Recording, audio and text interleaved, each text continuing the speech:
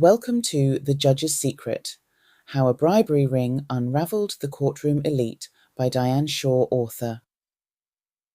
Introduction. A prominent judge who was bribed by wealthy defendants to sway verdicts in their favour finds himself exposed after a whistleblower releases incriminating recordings. As the media storm grows, the investigation reveals a web of bribed solicitors, corrupt police officers, and high-profile clients who thought they were untouchable. The Judge's Secret: How a Bribery Ring Unraveled the Courtroom Elite. Judge Malcolm Harlow had everything: a prestigious seat on the bench, an estate in the hills, and an unblemished reputation. In the legal world, he was known for his impartiality and strict adherence to the law. But behind the closed doors of his chambers, Harlow was the orchestrator of one of the most insidious bribery rings in judicial history. For the right price, he could make anything disappear: evidence, witnesses, and even entire convictions. For years, Harlow operated in the shadows, aided by a network of loyal insiders, police officers willing to tamper with evidence, solicitors eager to manipulate testimonies, and wealthy clients who would do anything to avoid jail time. These clients ranged from crooked CEOs to real estate moguls, and even a few celebrities, each paying exorbitant sums to stay out of the media spotlight and, more importantly, out of prison. But as with all carefully constructed webs, one wrong move threatened to pull the entire operation apart. This crack came in the form of a junior law clerk named Sophia Perez. Sophia had joined Harlow's office only a few months prior, bright-eyed and eager to learn from one of the most powerful figures in the judiciary. But as she handled documents, recorded court proceedings, and organised confidential files, something gnawed at her, a subtle wrongness that hovered over the courtroom. It wasn't until she accidentally overheard a late-night phone conversation between Harlow and a shady businessman that she realised the depth of his deceit. As Sophia listened, she heard Harlow discussing terms with the businessman. Harlow's voice was low and menacing, casually dropping phrases like securing evidence and arrangements with the department. Her heart raced as she realised the judge was explicitly talking about fixing an upcoming case in exchange for an outrageous fee. Terrified yet determined, Sophia began secretly recording Harlow's conversations over the next several months. Her fears were confirmed. The judge was heavily involved in a vast bribery operation, using his influence to secure favourable outcomes for his wealthy clientele. He would tip off certain solicitors about judges who could be convinced to dismiss cases, while also directing corrupt officers to plant or destroy evidence as needed. In the dark, quiet hours of the night, Sophia Perez sat in her small apartment, scrolling through an encrypted email thread she had managed to intercept between Judge Harlow and one of his most trusted associates, high-profile solicitor Martin Gresham. The emails were full of legal jargon, but as she read through them carefully, Sophia began to unravel the chilling implications behind each coded line.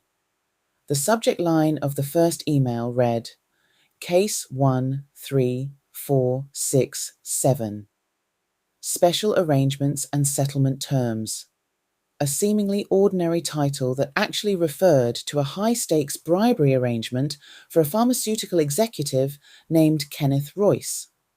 Royce, the CEO of an international drug company, was embroiled in a scandal involving dangerous, unapproved drugs that had caused dozens of fatalities. The public had been calling for justice, but Royce was determined to avoid any charges, and he had reached out to Harlow's network to make it happen. In the body of the email, Gresham listed several bullet points under the header, Plan Outline. Sophia's pulse quickened as she realized what each line represented. This is what the email transcript read. From Martin Gresham to Judge Malcolm Harlow. Subject, Case 1 3467, Special Arrangements and Settlement Terms 1. Exhibit suppression. As discussed, the toxicology report from June 15th, which includes damning evidence linking Royce's drug to fatalities, will need to be removed from the prosecution's evidence file. I've arranged for Officer Keane to handle this. Payment of £200,000 will cover this action. 2. Witness manipulation. The key witness, a former lab technician named Daniel Fox, has proven troublesome. He refuses to retract his statement linking Royce to falsified safety tests. To ensure his cooperation, we've arranged for Officer Blake to intercept him with a warning to leave the country temporarily. We're offering a relocation package to ensure his silence. Cost, £100,000. Third jury. Influence. Per your instructions, we've selected a panel with 3 jurors on file with histories that could be leveraged if needed. An additional payment of £50,000 each will ensure they vote accordingly. We'll provide detailed backgrounds on these individuals closer to trial. Fourth, final payment structure. Kenneth, as Sophia read through this list, horror pooled in her stomach. Harlow and Gresham had left no stone unturned. They were methodically dismantling the prosecution's case, using bribery, intimidation, and manipulation to ensure Royce walked free, despite overwhelming evidence of his guilt. Each line revealed another piece of the puzzle, evidence of corruption and meticulous scheming. The toxicology report would be conveniently lost, and without it, the link between Royce's drug and the deaths would be nearly impossible to prove. The witness manipulation involved targeting Daniel Fox, the one person brave enough to speak out against Royce's criminal negligence. And then there were the jurors. Innocent people unknowingly thrust into a corrupt scheme, manipulated because of vulnerabilities Harlow and Gresham had carefully documented and planned to exploit. But there was one more line that struck her as particularly ominous. Near the end of the email, a single phrase stood out. Backup plan, last resort.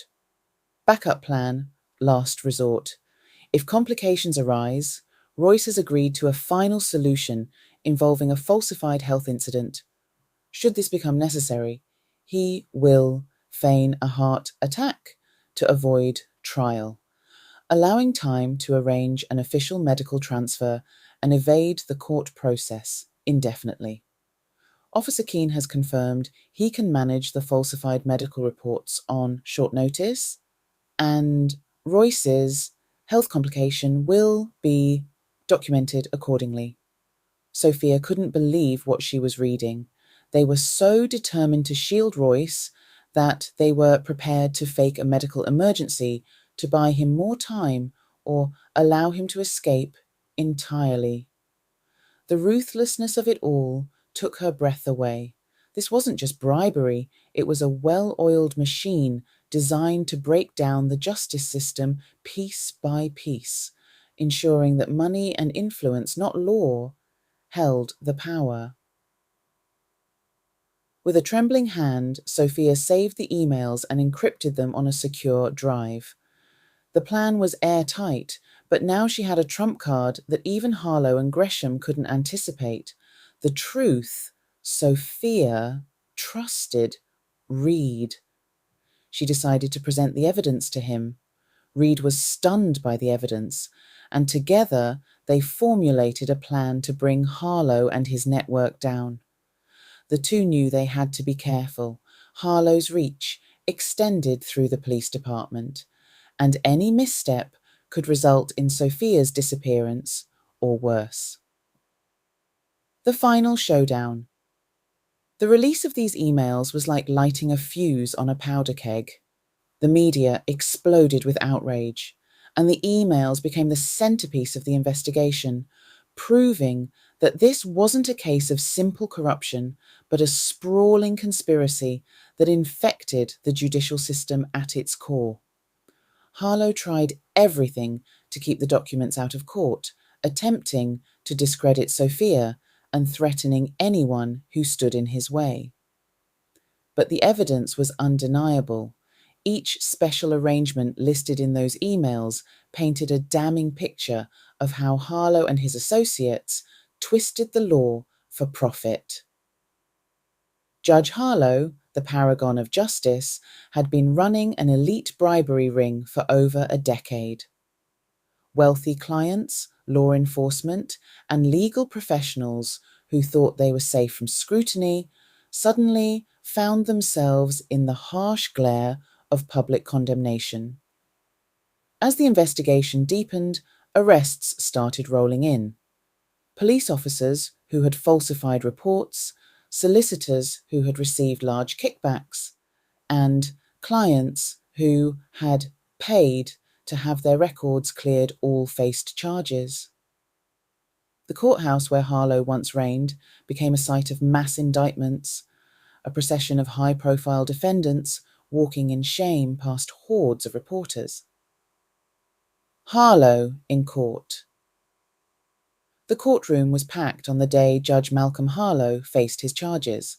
Spectators, journalists, and even Sophia Perez, now hailed as the whistleblower who had brought a giant to his knees, watched intently as Harlow sat at the defendant's table, his face pale, his once commanding demeanour replaced with a nervous, shrunken figure. Despite the wealth of evidence stacked against him, Harlow and his legal team had crafted a last-ditch defence, desperate to salvage whatever reputation they could.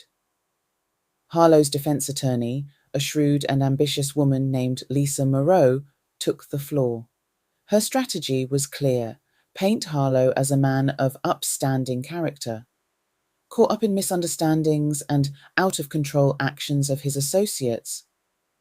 She argued that Harlow was a victim of rogue elements, police officers and solicitors who had manipulated his office and taken advantage of his trust.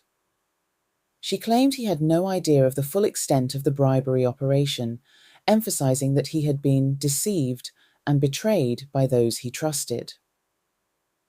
But as the prosecution began its rebuttal, each piece of evidence dismantled Moreau's argument with brutal precision.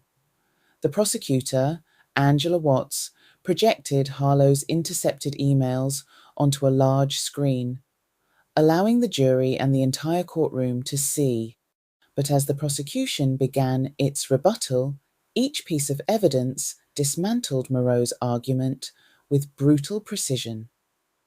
The prosecutor, Angela Watts, projected Harlow's intercepted emails onto a large screen, allowing the jury and the entire courtroom to see each damning line. With icy precision, Watts walked the court through the emails, pointing out Harlow's direct instructions for bribery payments, his coordination with police officers to intimidate witnesses, and the detailed payment structure he had demanded from clients. The backup plan last resort section, in which Harlow discussed faking a health crisis to help clients evade trial, left the courtroom in stunned silence. The defence's argument unraveled further when the prosecution called Daniel Fox, the lab technician whom Harlow's associates had tried to silence. Fox recounted the threats he had faced, describing how officers had come to his door late at night, pressuring him to leave town. With a steady voice, he recounted his determination to testify despite the harassment, making it clear that Harlow's operation was a well-oiled machine designed to silence those who stood in its way. Judge Harlow's defense continued to deteriorate as witness after witness took the stand, each testimony painting an increasingly vivid picture of his corruption. Harlow's attorney tried desperately to sway the jury by suggesting the evidence was exaggerated or taken out of context, but her words sounded hollow against the overwhelming documentation. But the most dramatic moment came when investigative journalist Daniel Reed, whom Sophia had approached initially with the evidence, took the stand. Reed, previously regarded as a paragon of integrity in his field, had accepted Sophia's documents and worked with her to build the case. But as the story went public, Reed had changed his tune, and his motivations were about to come to light. To everyone's shock, Reed claimed that Sophia had entrapped Judge Harlow. He insinuated that Sophia, a young and ambitious clerk, had fabricated or exaggerated the evidence to make a name for herself. Reed described her actions as misguided and vindictive, even implying she had coerced him into publishing incomplete information. This bombshell sent murmurs rippling through the courtroom, and Sophia's face paled. Reed was attempting to discredit her at the 11th hour, seemingly out of nowhere. But Sophia had prepared for such a twist. With a calm expression, she passed her attorney a digital recording she had made during her first meeting with Reed. She had sensed early on that Reed's ambitions could be dangerous, and had decided to keep a record of their conversations. Her attorney played the recording for the court, and the room fell silent as Reed's voice crackled through the speakers. The recording excerpt rang out, "Reed, this is a goldmine, Sophia. This will make headlines, and I'll make sure everyone knows it's thanks to you. Don't worry. I'll do right by this story. This could be the scoop of the decade, and will expose them all. Trust me, I'll take care of every detail, exactly as you've shown me." Sophia. "You're sure we have enough evidence?" Reed. "Absolutely. We have them dead to rights, Sophia. You did the right thing bringing this to me." The courtroom erupted. Reed's attempts to undermine Sophia's credibility backfired spectacularly. The recording revealed him as not only supportive of Sophia's case, but as fully aware of the damning nature of the evidence. His sudden reversal was laid bare as a desperate, self-serving betrayal. The judge presiding over Harlow's trial looked sternly at Reed, his reputation in tatters as he was escorted out of the courtroom. With Reed's credibility destroyed, Sophia's evidence stood unchallenged. The defense, now scrambling, tried to mitigate the damage, but it was too late. The sentencing. After hours of deliberation, the jury returned with their verdict. Guilty on all counts, from bribery and conspiracy to witness tampering. Judge Harlow's expression was a mixture of shock and despair as he realized the full weight of the law he had so casually manipulated now bore down upon him. The sentencing hearing was a cathartic moment. Angela Watts argued for the maximum penalty, pointing out the irreparable harm Harlow had inflicted upon public trust in the legal system. She emphasized the lives ruined and the trust shattered by his actions. The judge delivered a scathing rebuke, his voice carrying the full weight of the justice system Harlow had tried to corrupt. Judge's statement: "Your actions are an affront to every principle of justice.